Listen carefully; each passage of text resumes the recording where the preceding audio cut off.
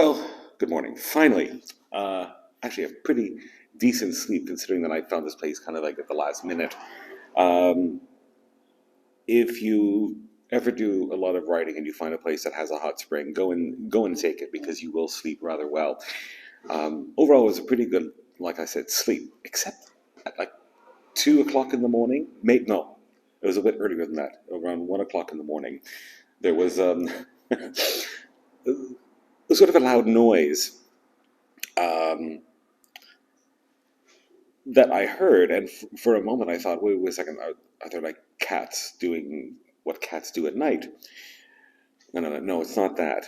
And then I woke up a little bit more, and then I thought, well, somebody is watching the television and it's a little bit loud. I mean, the walls are a little bit thin, I have to say.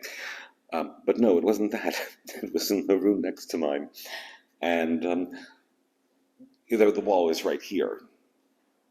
And I suspect the bed is just on the other side for their room. And they were doing adult things.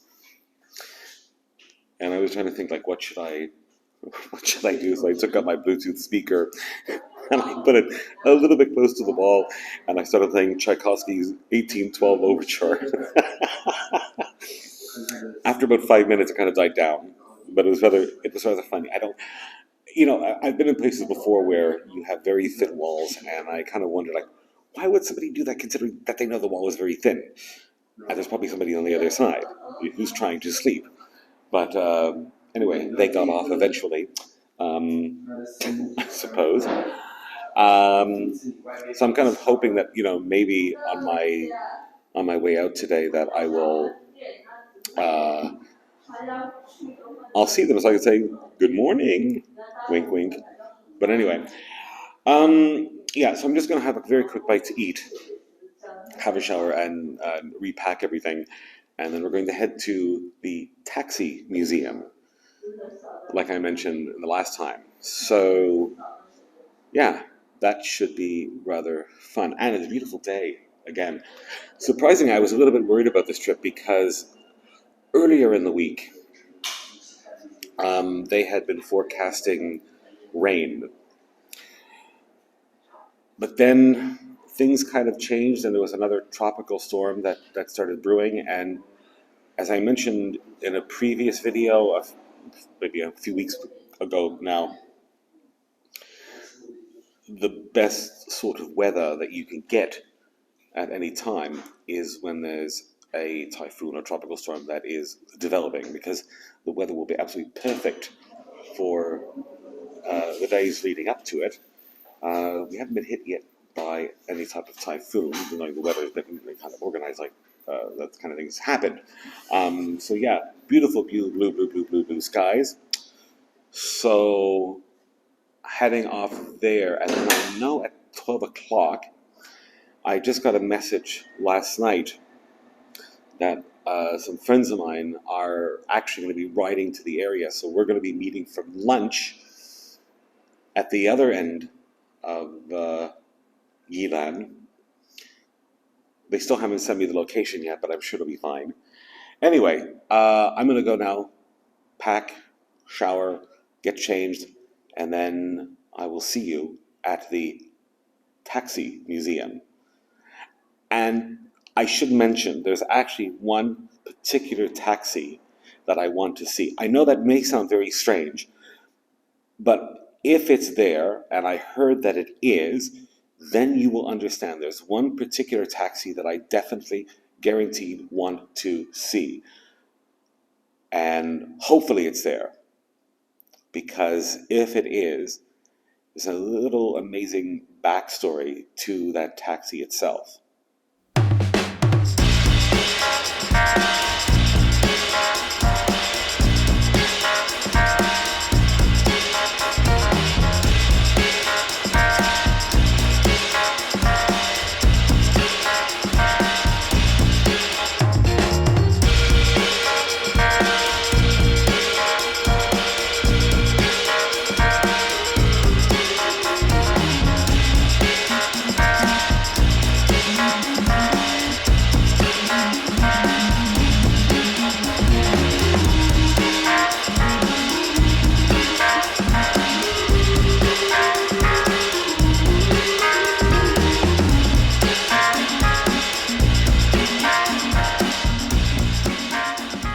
Okay, well, here I am at the Taxi Museum. Yeah, there's a taxi right there. Well, what used to be a taxi, and three buses, but that's actually not the interesting thing. Let's head inside. Actually, I suppose that the rickshaw is the first form of taxi ever. There's still parts of the world you could actually see these in operation. And let me get my ticket.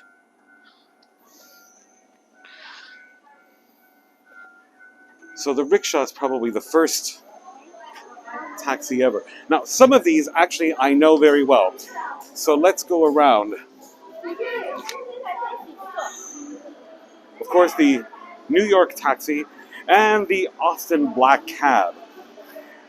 Now, I don't know if you know something about this taxi, but it actually has one specific feature that is rather unusual.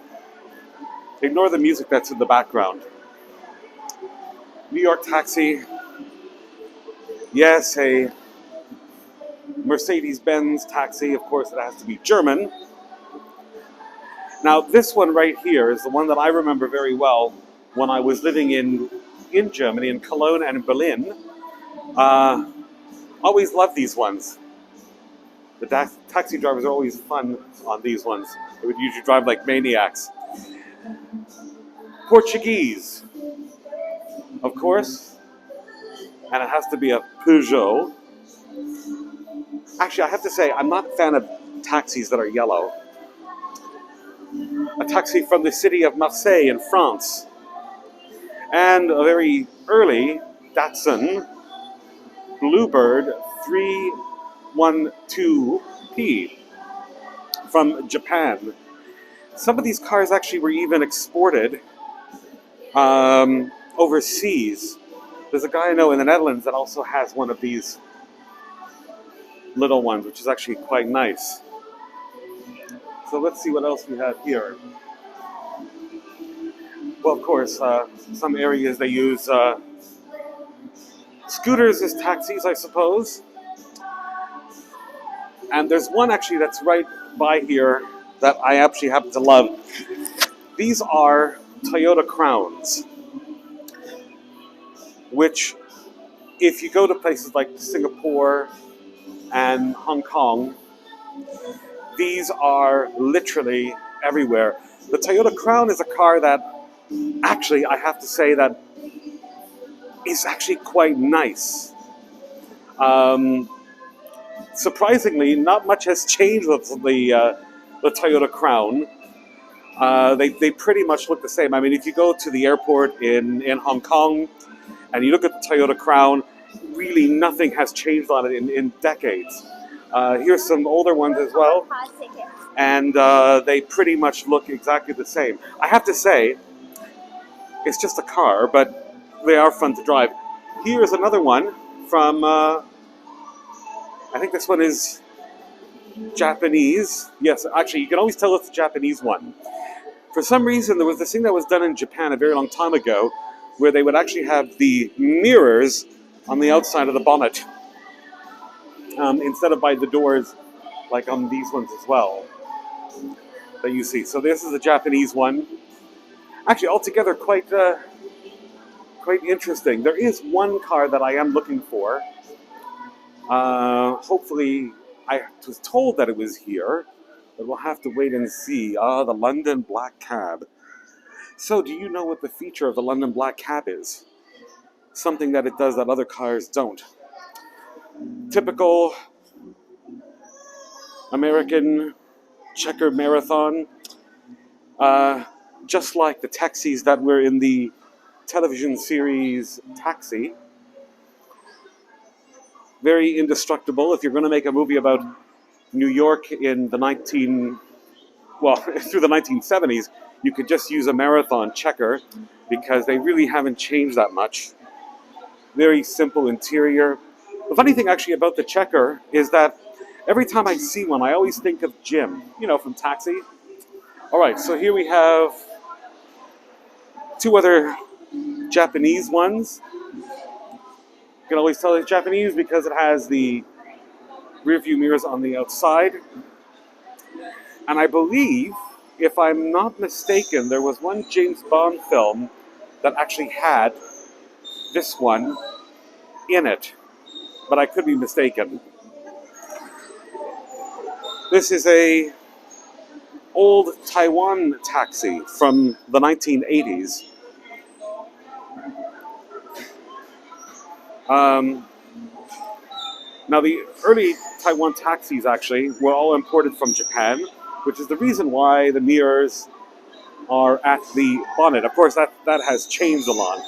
Now, through the regulations, you must have the, what was I going to say, the mirrors actually by the door. So there's a couple of other interesting ones here. Well, of course, the earliest form of taxi that you could probably ever see, the rickshaw. Still some places in the world where they use these. Ooh, and this one. I suppose it is a kind of a taxi. A Willis Jeep, when Jeep actually made proper vehicles. This one is from 1947. Even has the gun on the back. Very, very simple interior. When I see something like a Willis Jeep, what comes to mind is Hawkeye from MASH and Klinger. And of course, bumper cars for children, or this is how you get your taxi license in Taipei. Now, the taxi that I wanted to see, which is the reason why I came here, is actually just to the left of me. Now, before I show you that taxi, let me show you some B-roll about why this taxi is kind of special.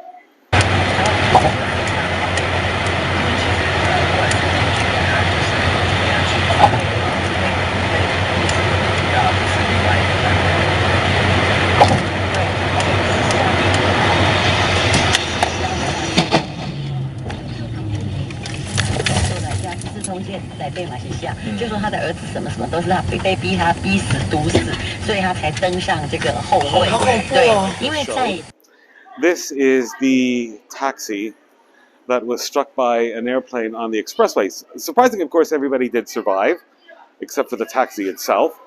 But yeah, shows a testament of good build quality.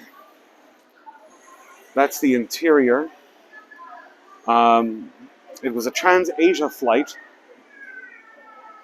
that crashed into the Geelong River. I remember when this happened because I'm not far from the air traffic control center for the Songshan airport. And I was able to capture the entire audio from the whole thing. That woman is having trouble controlling her children. So yeah, this is actually what I originally came here to see. This taxi that was struck by the wing of the Trans-Asia flight that crashed into the Geelong River. The taxi driver and the passenger both survived. I'm really curious actually to see find out which part of the if there's like any scratches from the wing on the. Well, no, that was ripped apart like a can. But imagine being inside. Here's another taxi, toy one, of course. Willis Jeep, Hawkeye Pierce. So what else do they have in this museum? Well, they have all kinds of little toys and trinkets. The Beatles, toy cars, etc., etc. All vehicles, I suppose, that were used as taxis at one point. Quite an interesting place. Actually, it's okay. It's actually not that expensive. It cost 200 Taiwan dollars for the entrance fee, and that also gives you a free drink. Oh no, I just realized all the toys are broken up into by country. So this is France. Okay, here's German. I want to see the German ones. Yeah, of course, Mercedes. Of course it's going to be Mercedes. They wouldn't, of course, use anything else but Mercedes. So yeah, this is the Taxi Museum, which is in Suyao. which is just south of Yilan. Oh, these things. Oh, this is actually quite an interesting one. The little horse. Yes. Hmm. And more stuff, more stuff, more stuff, more stuff, more yellow than you can actually imagine. Hong Kong, yeah, of course. Hmm. Okay, I don't know why there's a tennis racket in here. Why is there a tennis racket in here? Oh, I see. It has the taxi colors. Anyway, this is the Taxi Museum, probably the most, well, it's not the most unusual museum that I've been to, but it's definitely probably one of them. So, anyway, yes, that's it. That's all. Like, comment, and subscribe. And I'll see you very, very soon. Where I end up next, I'm not exactly 100% certain, but I'm going to have a cold drink nevertheless, and then move on.